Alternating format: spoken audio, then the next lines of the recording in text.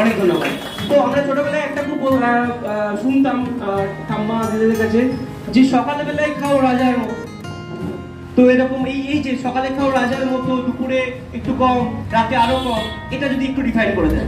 এই কনসেপ্টটা একদমই ঠিক, ওনারা হয়তো না বুঝে বলতেন, কিন্তু কথাটা একদম ঠিক। কেননা আমাদের ব্রেকফাস্ট হেভি হতে হয়, মানে সকালের মানে ফাস্ট খাবার, যেটা আমি রাতে ধরুন জেনারেলি আমরা 10টা, 9:30 থেকে 10টার মধ্যে খেয়ে নিই। তারপর সকালে ধরুন 8টা, তখন মোটামুটি 12 ঘন্টা হয়ে যাচ্ছে।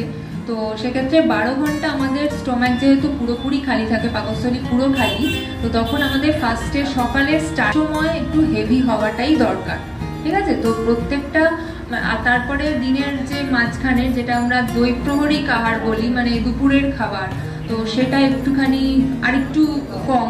তারপরে রাতের দিকে আমাদের একদম হালকা খাবার খেতে হয়, কারণ